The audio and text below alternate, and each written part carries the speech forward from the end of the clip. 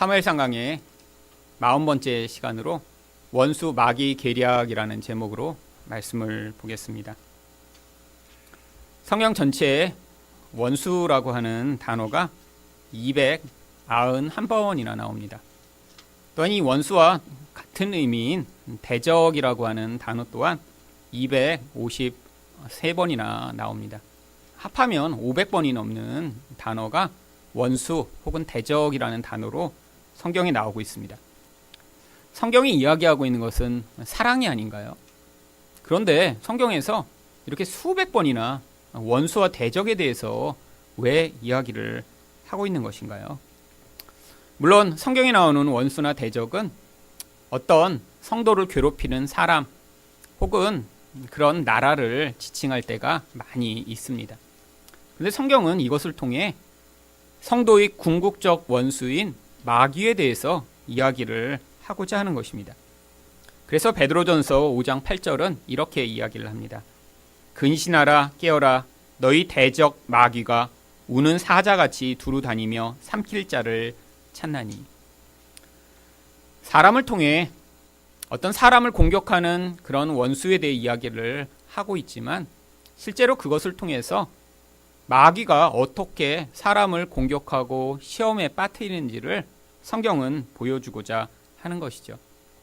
물론 하나님의 백성인 성도를 지옥에 끌고 갈 수는 없습니다. 그런데 마귀가 도대체 뭘 하고자 하는 것이죠?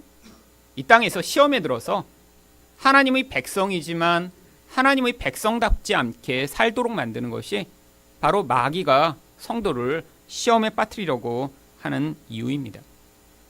이처럼 마귀는 영적으로 약한 사람 또 세속적인 사람 가운데에 영향을 미쳐서 성도 또한 그 마귀적 영향력 가운데 넘어지고 시험에 빠져 하나님 백성이지만 하나님 백성처럼 살지 못하도록 하려고 하는 것이죠. 오늘 본문에도 바로 이렇게 사탄의 사주를 받은 사울이 등장합니다. 사울은 끊임없이 다윗을 시험하고 다윗을 죽이려고 합니다. 이전에는 창을 던져 직접 죽이려고 했는데 바로 그것이 통하지 않자 이제는 아주 교묘한 계계를 사용하여 이제 이 다윗을 무너뜨리려고 끊임없이 노력을 하고 있습니다. 오늘 이 말씀을 통해 어떻게 마귀가 성도를 넘어뜨리려고 하는지를 살펴보고자 하는데요. 첫 번째로 원수는 성도를 넘어뜨리고자 어떤 계략을 사용하나요? 높아지고 싶은 욕심을 이용합니다. 17절 상반절 말씀을 보겠습니다. 사울이 다윗에게 이르되 내 맏딸 메랍을 내게 아내로 주리니 오직 너는 나를 위하여 용기를 내어 여호와의 싸움을 싸우라 하니. 이전에 이렇게 창으로 죽이려고 해서 통하지 않자 이제 사울은 곰곰이 고민을 했던 것 같습니다. 그리고 어떤 조건을 내걸고 그 조건에 따라 이 다윗이 반응하도록 하죠. 그 조건이란 것이 무엇인가요?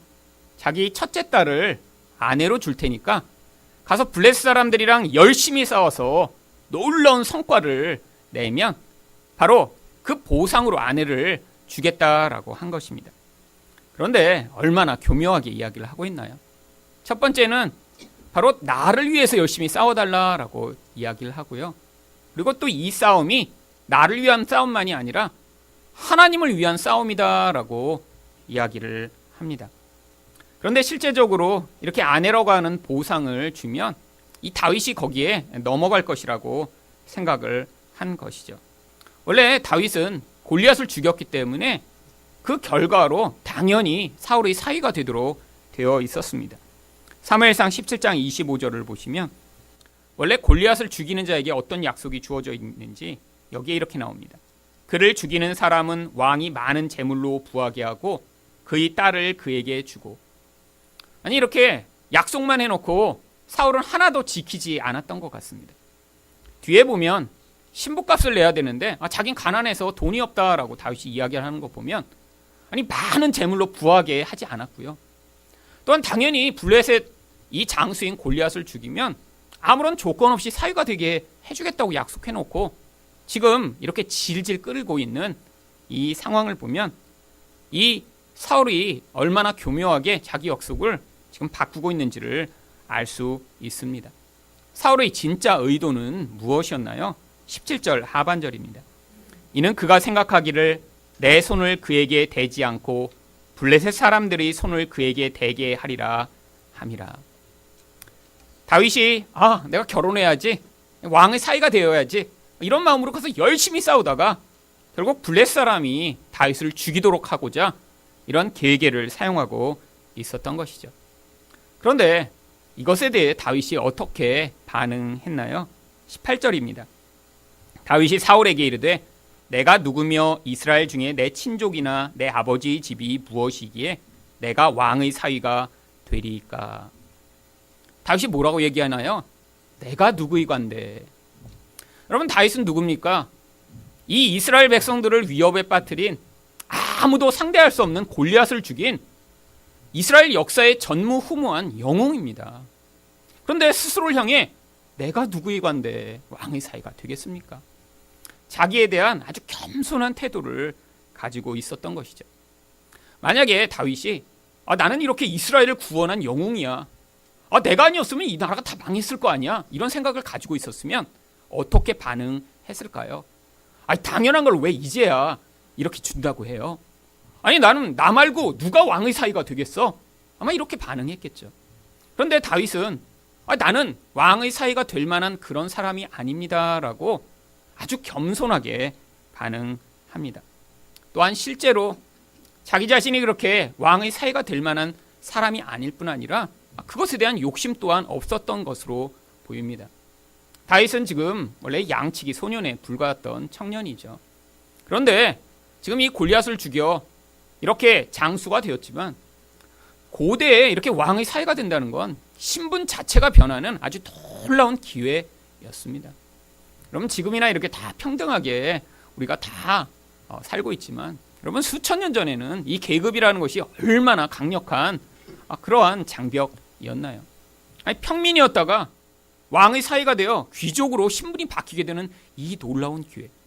그런데 다윗이 일관되게 반응하는 것을 보면 다윗은 그것으로 자기 신분을 높이고자 하는 그런 욕구가 없었음을 볼 수 있습니다. 다윗이 그거에 걸려 넘어졌어요. 그래서 결혼하고자 평소보다 더 열심히 싸워서, 그래서 그 기회 가운데 블레셋 사람의 손에 죽임을 당해야 했어야 되는데 다윗이 그것에 넘어가지 않자 사울이 그것을 알고 어떻게 반응합니까? 19절입니다. 사울의 딸 메랍을 다윗에게 줄 시기에 무올라 사람 아드리에게 아내로 주었더라. 통하지 않자 그냥 첫째 딸을 다른 사람, 아무 관계없는 사람한테 아내로 주어버립니다. 처음부터 사위 삼을 마음이 없었던 것이죠. 여러분, 만약에 다윗이 나는 당연하게 이런 대우를 받아야 돼, 나는 왕의 사위가 되어야 돼, 왜 이제야 나한테 이런 거를 요구하는 것이지? 라고 생각을 했으면 아마 그 시험에 이 다윗이 넘어갔겠죠. 여러분, 그런데 우리는 이렇게 다윗처럼 아주 의연하고 겸손하게 반응하기보다는 내가 스스로 나를 높이고 싶고 또 나는 그런 마땅한 대우를 받아야 된다라고 생각하기 때문에 시험에 들 때가 아주 많이 있습니다. 여러분, 우리가 시험에 드는 것은 다른 사람 때문에 드는 것이 아닙니다. 그래서 야고보서 1장 14절은 시험에 드는 사람을 이렇게 이야기를 합니다. 오직 각 사람이 시험을 받는 것은 자기 욕심에 끌려 미혹됨이니. 여러분, 어떤 사람이 더 나은 존재, 더 높은 존재, 더 괜찮고 완전한 존재가 되기를 바라지 않을까요? 우리는 원래 다 하나님처럼 되고 싶은 그런 죄성을 가지고 있는 사람들입니다. 그렇기 때문에 우리 안에 나보다 더 멋진 존재로, 더 괜찮은 사람으로, 더 높은 사람이 되고 싶은 이 욕구를 우리 모두 가지고 있고, 이 욕구 때문에 자주 넘어지는 것이 우리의 현실이죠. 마음에 이렇게 높아지고 싶은 욕구를 가지면 삶에서 반드시 어떠한 태도가 나타나게 되어 있습니다. 첫 번째로 자기 자신에 대해서는 아주 불만족합니다. 내가 조금만 더 공부를 잘했으면, 내가 조금만 더 이뻤으면, 내가 조금만 더 건강했으면, 그러면 내가 지금 이런 삶을 살지 않을 텐데. 끊임없이 자기 인생을 바라보며 자기 인생을 받아들이지 못하고 그것 가운데 불만족과 열등감을 가지게 되는 것이 바로 이렇게 높아지고 하나님처럼 되고자 하는 죄성이 드러나는 가장 전형적 방식입니다. 그런데 또 어떤 태도로 나타나나요? 자기에 대해 열등감이 크면 클수록 무엇인가 자기가 갖고 싶은 것들을 가진 사람, 자기보다 높은 사람을 보면 그 사람을 끊임없이 비난하고 시기하고 질투하는 것이 또한 이런 사람의 태도입니다. 그리고 또 자기를 어떻게든 높일 기회를 찾죠. 누군가 유명한 사람이 있다. 아니 자기는 별로 유명하지 않은데 뭔가 높은 사람이 있다고 보면 그 사람과 자기를 계속 연관시킵니다. 여러분 혹시 그런 때 있지 않으세요? 누군가 유명한 사람, 사람들이 많이 알고 있는 사람을 얘기할 때 자기 잘한다고 어떻게든 관계를 만들어서 사돈의 친척의 팔촌의 먼 아는 사람인데 마치 굉장히 친한 사람인 것처럼 얘기해서 자기를 그 사람과 같은 급에 올려놓으려는 그런 시도들이요. 여러분 다 이것의 근원에 뭐가 있나요? 자기도 높아지고 싶은 욕구가 그 과정을 통해 표출되는 것입니다. 또한 기회가 되면 자기를 과장합니다. 아이들이 많이 하는 거예요.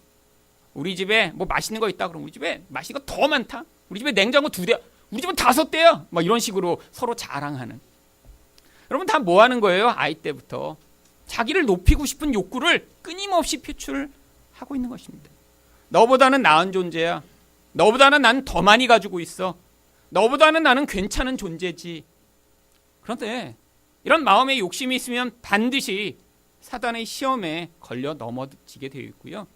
바로 그 자리에서 수치와 부끄러움을 경험하게 되어 있는 것입니다. 여러분 그런데 우리가 열심히 노력하면 우리 마음에 있는 이런 높아지고 싶은 욕구를 끝까지 감추고 시험에 한 번도 넘어지지 않고 살 수 있나요? 아닙니다.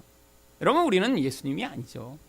하나님은 우리 인생 가운데 이렇게 우리 안에 있던 그런 높아지고 싶은 욕구를 이런 사단의 시험을 통해 끊임없이 들키며 그 과정 가운데 우리가 하나님이 아니며 우리가 우리 힘과 우리 모습으로는 진짜 이렇게 온전하고 완전한 존재가 아님을 들키며 하나님, 나 자신이 이렇게 교만하여 하나님을 의존하지 않고 나 자신을 하나님처럼 만들려고 한 이 죄악을 용서해달라라고 하는 반응을 하며 우리가 그 높아지고 싶은 무서운 죄악으로부터 서서히 변화되어 나가는 과정을 겪는 것입니다. 두 번째로 원수는 성도를 넘어뜨리고자 어떤 계략을 사용하나요? 올무를 놓습니다. 20절 말씀입니다. 사울의 딸 미갈이 다윗을 사랑하며 어떤 사람이 사울에게 알린지라 사울이 그 일을 좋게 여겨. 사울에게 딸이 여러 명이 있었습니다. 첫째 딸은 다윗을 좋아하지도 않는 대로 근데 그냥 미끼로 삼아서 다윗을 죽이려고 했던 미끼였는데 그게 통하지 않자 시집을 보내버렸죠. 그런데 이 미갈이라고 하는 둘째 딸은 다윗을 좋아하고 사랑하는 것을 사울이 알게 됩니다. 아, 좋은 기회다. 여러분 이렇게 누군가 좋아하는 마음을 가지고 사랑하고 그런 관심을 가지고 보게 되면 사람이라는 것은 반드시 그렇게 반응을 하게 되어 있죠. 지금 사울이 시키지도 않았는데 미갈이 지금 눈을 반짝반짝 하고 있어요. 지금 다윗 또한 그것을 싫어하지 않을 거라는 것을 지금 알며 이 미갈을 미끼로 쓰면 되겠구나라고 생각하고 사울이 그것을 좋게 여깁니다. 21절 상반절에서 그래서 사울이 무엇이라고 이야기를 하나요? 스스로 이르되 내가 딸을 그에게 주어서 그에게 올무가 되게 하고 블레셋 사람의 손으로 그를 치게 하리라. 얼마나 악한 마음인가요? 자기 딸을 동원해서 그 다윗을 죽이려고 하는 이 무서운 계략이에요. 그런데 여기 나오는 이 올무라고 하는 단어는 성경에서 아주 특별한 영적 의미를 가진 것입니다. 올무가 무엇인가요? 원래 새나 짐승을 잡기 위해 사용하는 덫이죠. 보통 이 올무 가운데다 그 짐승이 좋아하는 먹이를 놓고요. 그리고 그 짐승이 그 먹이를 먹으러 왔을 때 그 올무를 잡아당기거나 덫을 놔서 그 짐승을 사로잡을 때 쓰는 그런 도구예요. 그래서 시편 124편 7절에 올무를 이렇게 이야기합니다. 사냥꾼의 올무에서 벗어난 새같이 되었나니. 그런데 성경에서 이 올무가 사용될 때는 항상 영적인 것을 의미하는 비유적 의미로만 사용되고 있습니다. 그래서 이 올무가 시편 140편 5절에 보면 바로 악한 자가 성도를 공격할 때 사용하는 그런 무기로 등장합니다. 교만한 자가 나를 해하려고 올무와 줄을 놓으며 길 곁에 그물을 치며 함정을 두었나이다. 고대에 짐승을 잡을 때 사용하던 모든 도구가 다 나옵니다. 올무, 줄, 그물, 함정. 여러분, 피할 길이 없다라는 거예요. 여러분, 들짐승이 지나가는데 이런 많은 도구가 그 들짐승을 기다리고 있다고 생각해 보세요. 여러분, 여기서 피했는데 그 다음에는 그물에 걸리거나 함정에 빠지는 것이 아주 당연한 일이겠죠. 이처럼 마귀가 성도를 넘어뜨리고자 얼마나 간교하게 계교를 사용하고 있는지를 보여주는 것입니다. 여러분, 그런데 이렇게 덫을 놓거나 올무를 사용할 때 아주 중요한 것이 무엇인가요?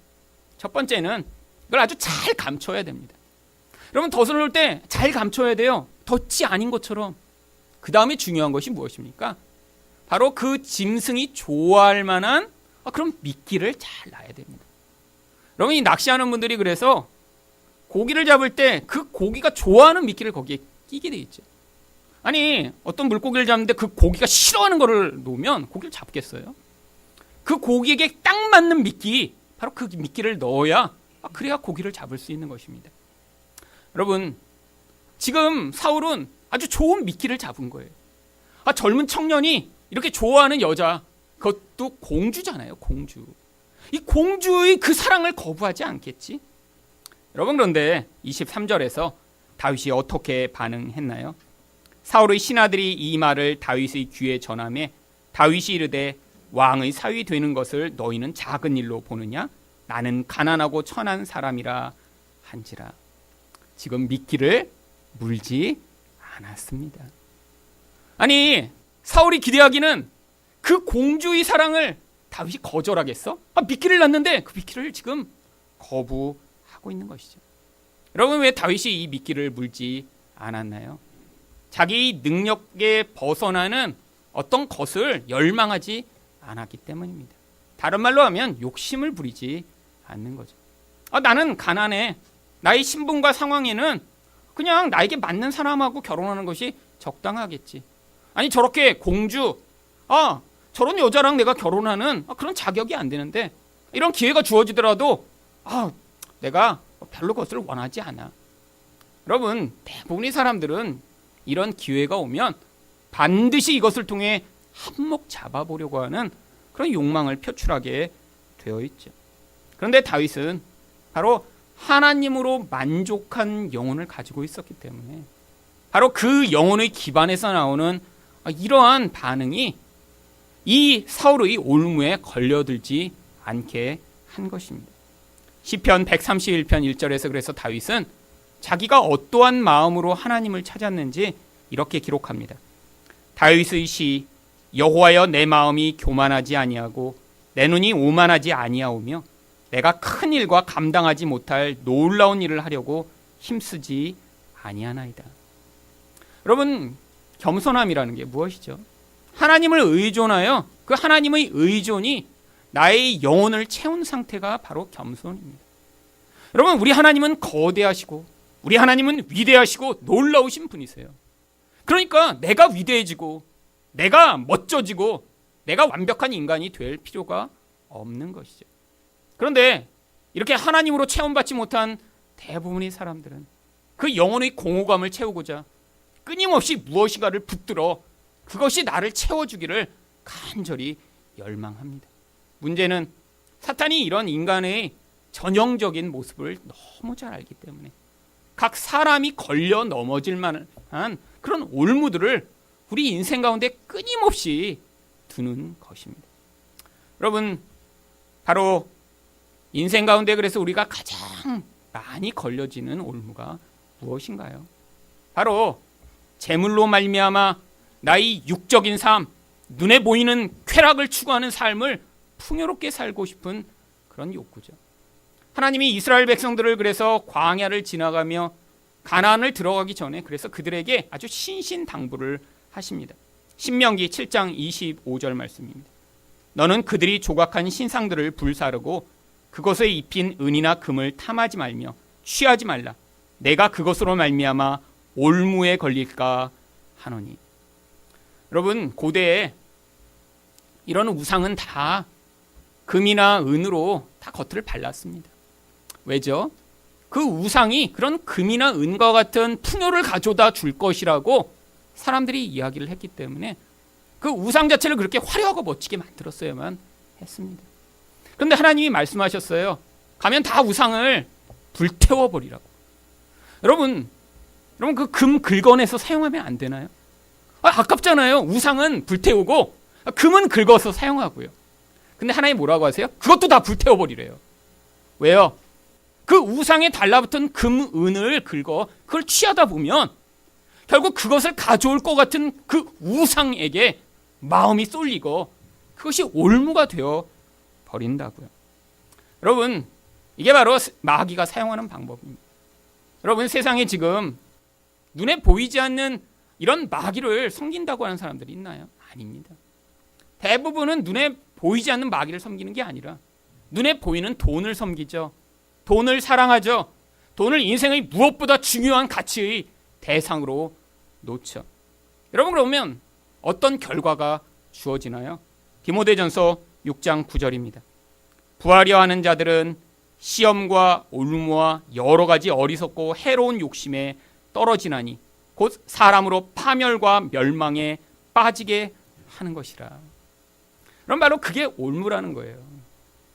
여러분, 눈에 보이는 좋은 것으로 나의 육적 삶을 더 풍요하고 안정되고 더 많은 쾌락을 누리도록 만들고 싶은 그 강렬한 욕구.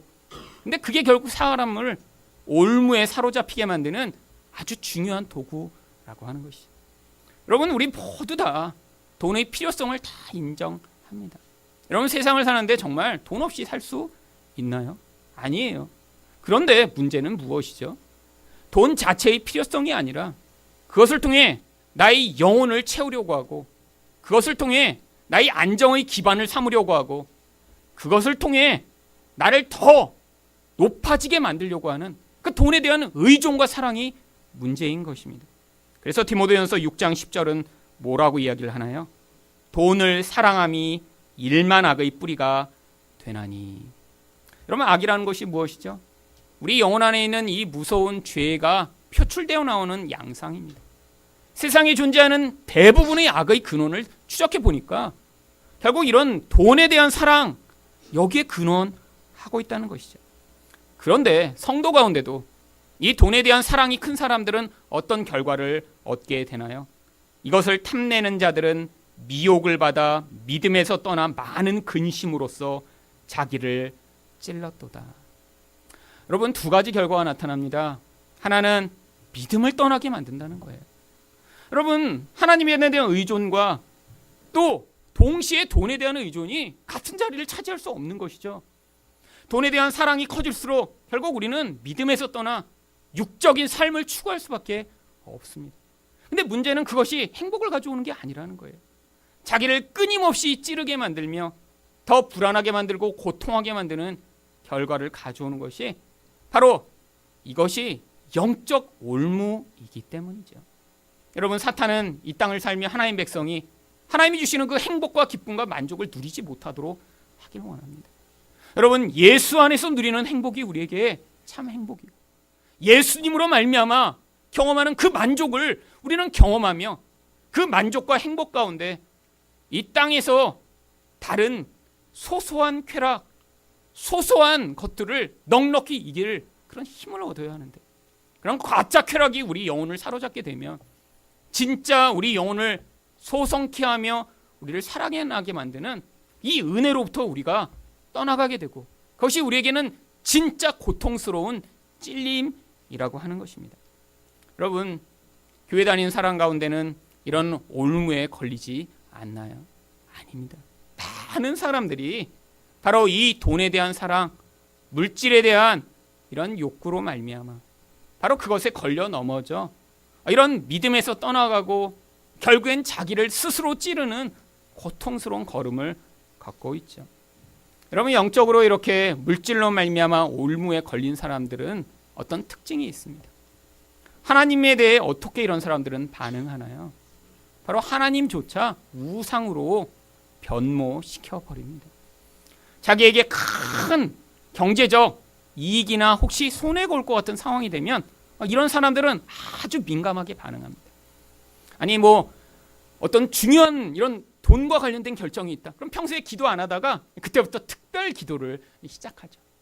평소엔 10분만 기도하면 이렇게 기도할 거리가 다 끝나요. 사돈의 8촌까지 다 읊었는데 딱 보니까 11분. 아는 사람이 없어 더 기도할래도. 근데 이런 분이 막 중요한 몇억 원이 걸려있는 문제가 된다 그러면 2시간도 열심히 기도할 수 있습니다. 하나님 붙들어 주시옵소서. 지혜를 허락하여 주시옵소서. 여호와 하나님 만능의 하나님이시여. 열심히 기도하며 기도하죠. 여러분, 근데 또 문제가 있습니다. 이렇게 기도하다가 원하는 대로 안 됐어요. 뭔가 하다가 손해를 봤어요. 손해가 근데 커요. 기도를 열심히 했는데. 이러면 어떻게 됩니까? 심각한 영적 그런 낙심에 빠집니다. 아니 내가 지난 2달을 기도했는데 아니 어떻게 이렇게 손해를 볼 수 있지? 여러분, 뭐 하고 있는 거예요? 우상 숭배했다라는 것이 그걸 통해 발각된 것이죠. 여러분, 진짜 하나님을 우상이 아닌 진짜 하나님으로 섬긴 사람이었으면 이 과정을 지나가면 혹시 손해를 보았더라도 하나님, 내가 돈을 너무 의존해서 그 돈으로 말미암아 그 우상 숭배로부터 벗어나게 하시고자 이런 기회를 허락하셨군요. 감사합니다. 여러분, 이런 반응 거의 찾아보기 어렵습니다. 여러분 생각해 보세요. 몇억 원을 갑자기 손해봤다고 생각해 보세요. 아마 여기 대부분은 아마 며칠을 알아 누우실걸요. 여러분, 그게 돈이 가주는 진짜 위력이죠. 여러분, 하나님에 대해서만 이렇게 반응하나요? 아니에요. 돈에 올무에 걸린 사람은 다른 사람들도 돈의 가치로만 평가합니다. 누군가 그 사람이 나에게 재정적으로 이익이 되면 그 사람한테는 친절하고 사랑해 줄 수 있어요. 그런데 누군가 때문에 내가 손해를 봤다고 생각해 보세요. 친한 친구였어요. 근데 그 친구 말 들고 비트코인에 투자를 했다가 지금 1억 원을 날렸다고 생각해 보세요. 그러면 어떻게 될까요? 죽일 놈이죠, 그 놈은. 여러분, 결국 인간관계도 이 돈으로 다 결정되는 거예요. 돈에 대한 이런 의존이 클수록 결국에는 관계가 다 파괴되어 버립니다. 여러분, 근데 가장 무서운 게 뭔지 아세요? 이런 돈으로 올무에 깊이 사로잡힌 사람은 그 안에서 영적 시각을 다 잃어버리게 돼요. 인생의 모든 문제가 다 돈과 관련되어 있습니다. 돈에 대해서는 굉장히 민감하고 돈에 대해서는 아주 심혈을 기울여 결정하며 돈과 관련해서 끊임없이 반응하는데 그러면서 점점 영혼이 말라 비틀어져서 하나님에 대해서는 반응하지 못하는 그런 영적 어둠에 사로잡히죠. 여러분, 혹시 그러신 분이 안 계신가요? 여러분이 돈이 내가 더 많으면 내가 이렇게 멋진 곳에 이런 여행을 가면 좋겠는데, 야 돈이 조금 더 많으면 저 1년짜리 세계 여행 크루즈 타면 좋겠는데, 맨날 그런 생각하고 여기서 내가 돈을 조금 더 모으면 갈 수 있겠다, 10년만 더 모으면 저 크루즈 탈 수 있겠다, 이러고 살고 있는데 하나님에 대해서는 전혀 반응하지 않으며 맨날 교회 올 때 어머 오늘은 5만 원짜리밖에 없네, 어떡해? 그래갖고 그럼 다음 주에만 내야지 하고 호주머니에 다시 지갑을 집어넣는, 자기를 위해서는 500만 원 여름 휴가 패키지, 지난번에 600만 원인데 100만 원이었어 여보, 꼭 가자 꼭 가자. 그러면 500만 원을 자기를 위해 쓰는 거는 아주 쉬워요. 그런데 5만 원짜리 갖고 왔다고 덜덜 떨면 다시 집어넣고 아무도 모르니까. 그러면 여러분이 알고 하나님이 다 알고 계시죠. 여러분, 그게 우리 마음의 본질입니다. 돈의 올무에 사로잡혀 끊임없이 끌려가는 우리 마음이에요. 여러분, 혹시 여러분 그렇게 살고 계신 것은 아닌가요?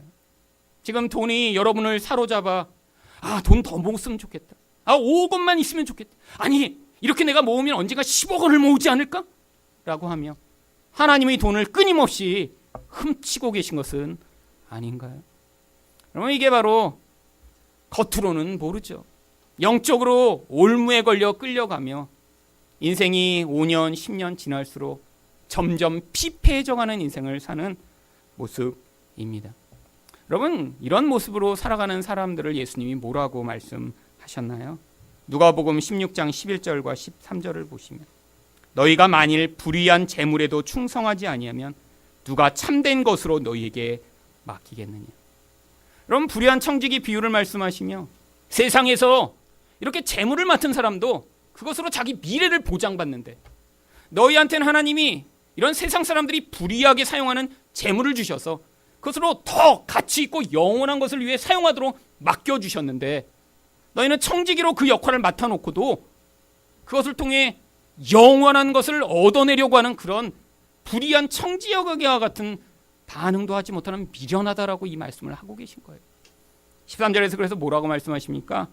집 하인이 두 주인을 섬길 수 없나니 너희는 하나님과 재물을 겸하여 섬길 수 없느니라.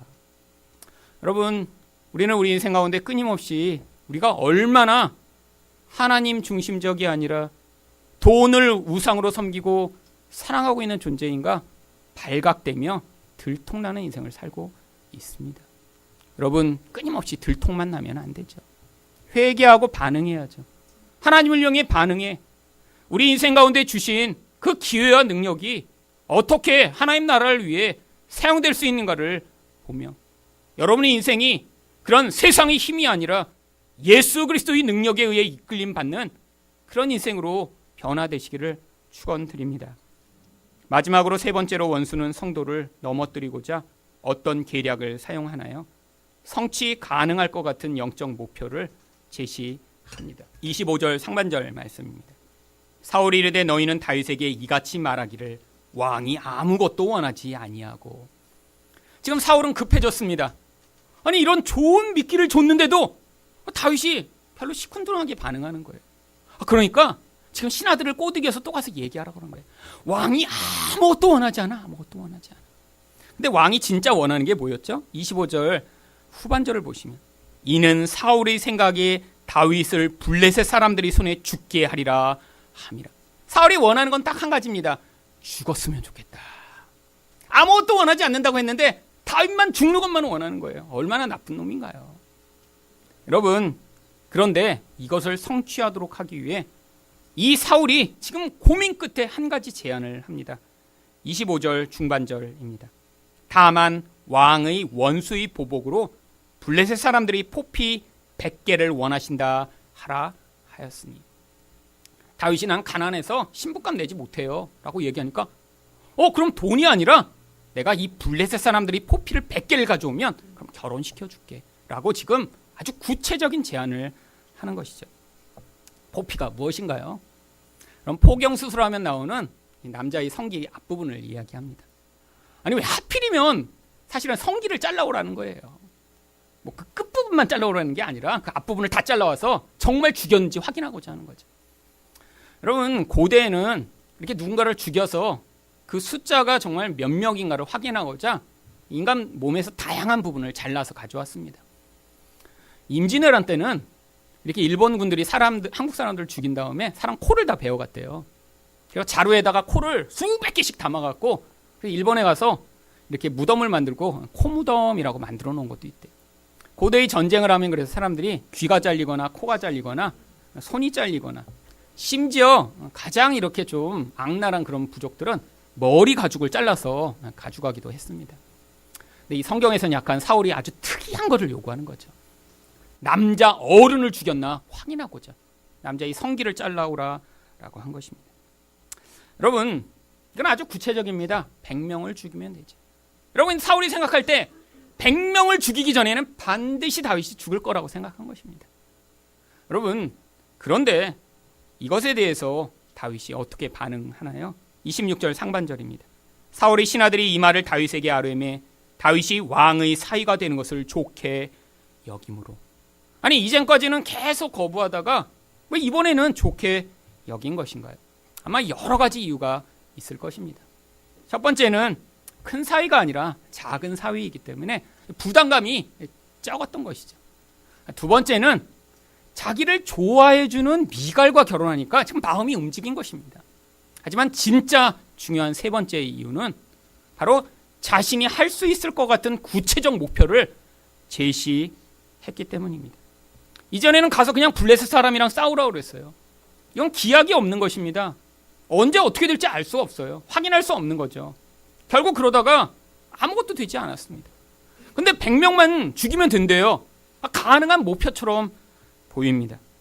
사실 그런데 이것은 죽음의 덫에 걸려들게 만들려는 무서운 사울의 계략이 그 가운데 숨어 있었던 것이죠. 여러분, 사탄은 우리 인생 가운데 이렇게 아주 구체적으로 우리가 얻어낼 수 있을 것 같은 목표를 자주자주 제시합니다. 여러분, 영적 변화라는 것은 굉장히 긴 과정입니다. 여러분, 예수 믿어도 3년, 5년 만에 사람이 변하지 않아요.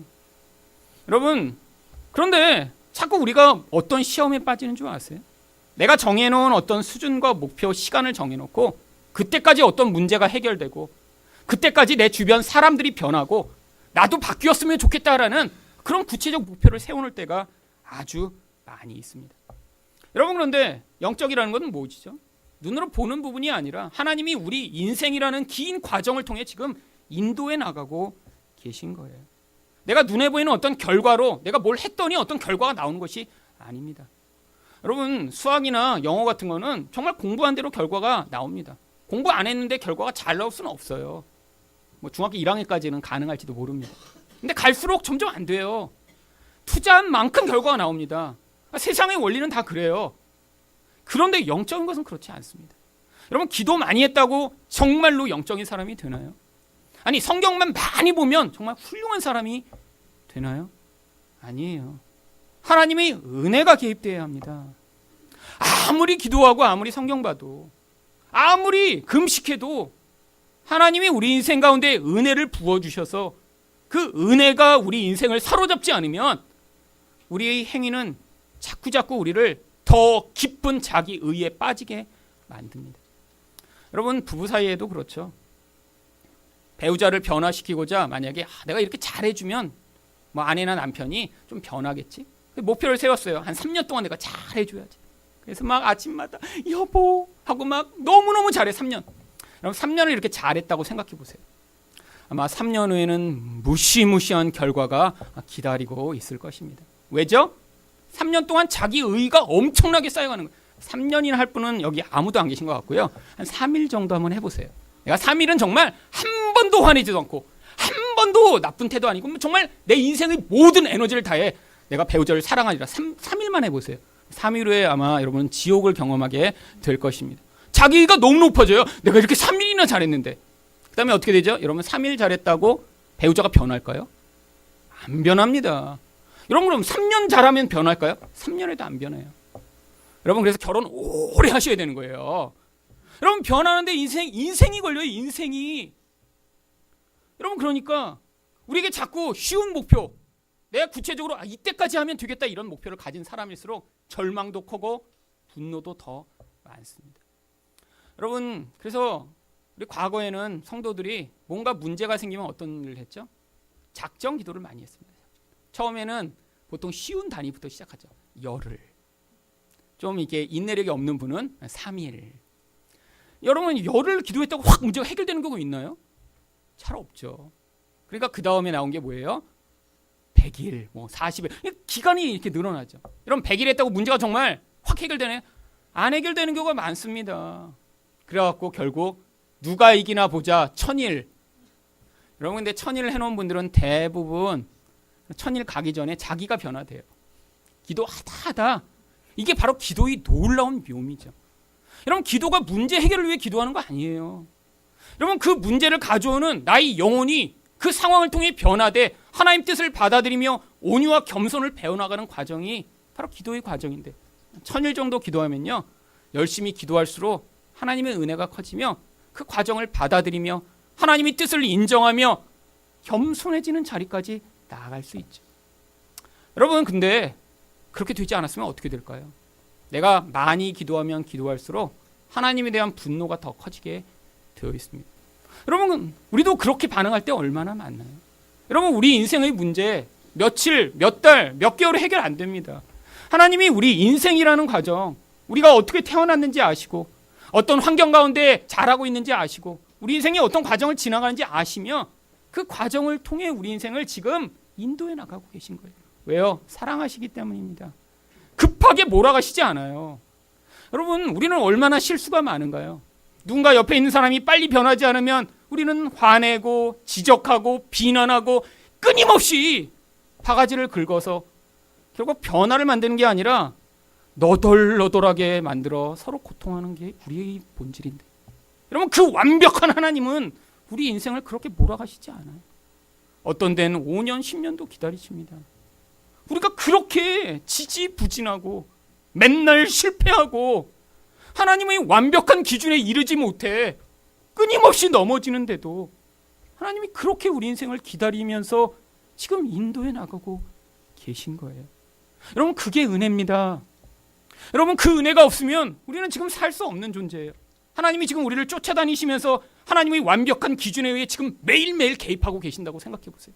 아침마다 전화가 와요. 하나님, 너 어젯밤에 왜 기도 시간이 모자라다? 잘못했습니다 하나님. 오늘 너 5장 성경 읽기로 했잖아. 여러분 살 수 있을까요? 살 수 있을까요? 너 왜 또 화냈어?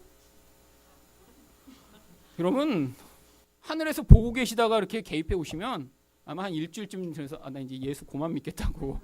여러분 신경쇠약 걸려서 못 견뎌요. 여러분 근데 하나님이 여러분을 얼마나 오래 기다리셨죠? 여러분 지금 여러분을 모르시고 방치한다고 생각했어요? 여러분이 그렇게 욕심내고 있는데 하나님이 그냥 방치하고 계시다고 생각하세요? 여러분 돈을 사랑해서 돈이 우상이 돼서 끌려가고 있는데 하나님이 그냥 너는 괜찮아, 딴 사람들이 헌금 내고 그냥 너는 그냥 평생 그렇게 살다가 죽어라 이렇게 놔두고 계시다고 생각하세요? 아니에요. 우리 하나님의 무한한 사랑과 은혜로 하나님이 지금 기다리고 계신 거예요.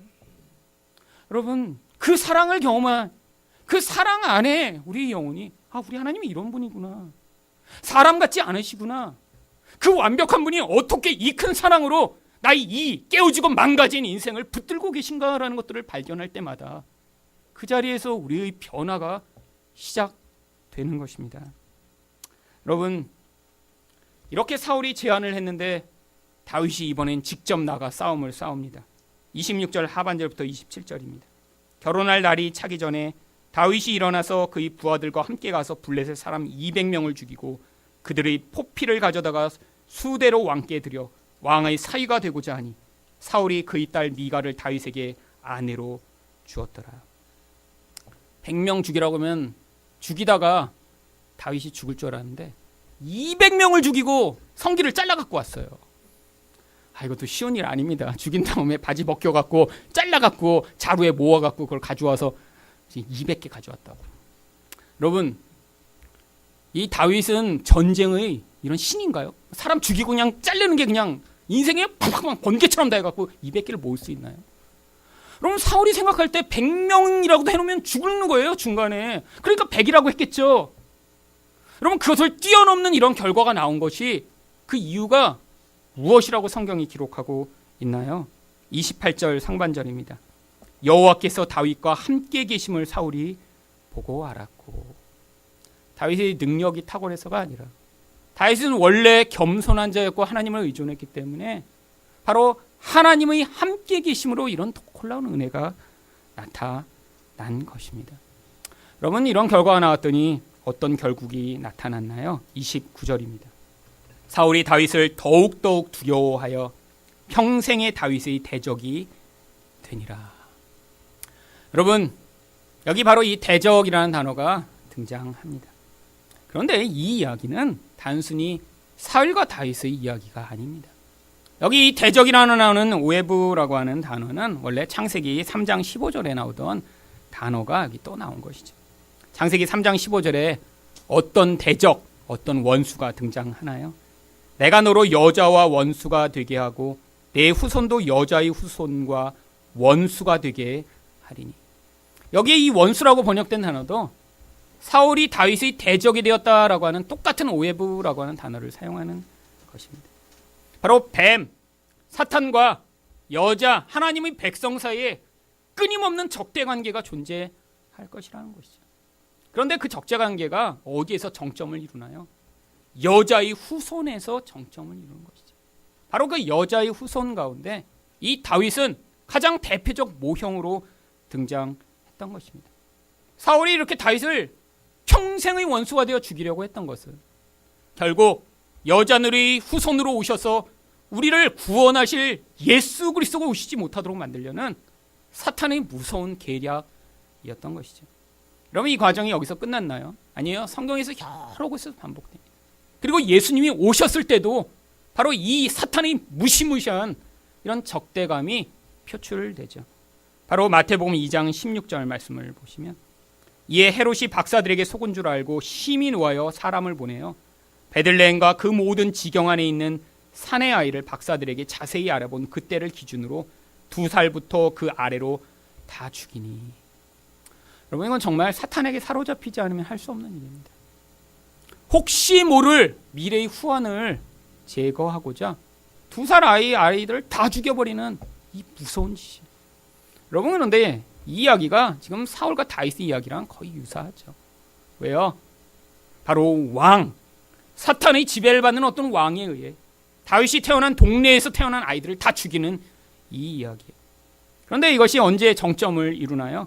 마태복음 26장 59절을 보시면 대제사장들과 온 공회가 예수를 죽이려고 그를 칠 거짓 증거를 찾아. 이제 모든 종교 지도자들이 다 모여 예수를 죽이려고 하고요.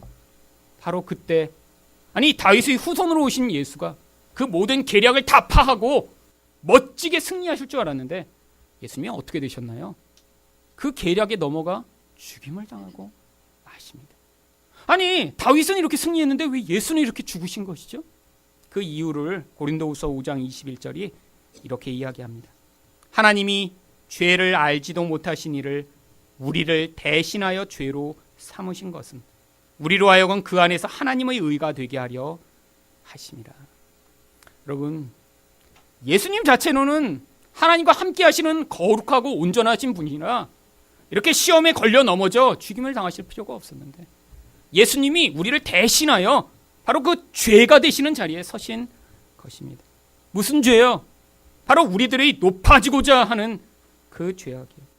바로 돈을 사랑하여 우상의 올무에 끊임없이 걸려드는 바로 우리의 죄악이요. 내 노력으로 영적 성취와 성공을 이루려고 하는 바로 자기 의에 기반을 둔 이 죄악이에요. 여러분 예수님이 우리를 대신하여 그 십자가에 달려 죽으셨기 때문에 우리가 지금 끊임없이 이렇게 시험에 걸려 넘어질지라도 낙심하지 아니하고 그 예수의 의를 덧입어 끝까지 싸움을 싸워 나갈 수 있는 것입니다. 우리가 행하는 것으로 내 미래가 결정된다면 지금 넘어지고 지금 실패하면 그것으로 끝이겠죠. 근데 그게 아니라는 거예요. 여러분 우리 결국이 정해져 있습니다. 우리가 인생 가운데는 계속 넘어질지라도 높아지려다가 수치를 당할지라도 하나님보다 돈을 사랑하여 그 돈이 가져오는 무서운 파괴력을 경험할지라도 끊임없이 자기 의로 하나님의 은혜를 대치하려고 할지라도 은혜를 받아들이고 예수의 의를 덧입는 자들에게는 결국 하나님이 그 예수의 의로 말면 놀라운 은혜를 허락하실 것입니다. 바로 이 예수로 말미암아 그 은혜를 경험하는 여러분 되시기를 축원드립니다.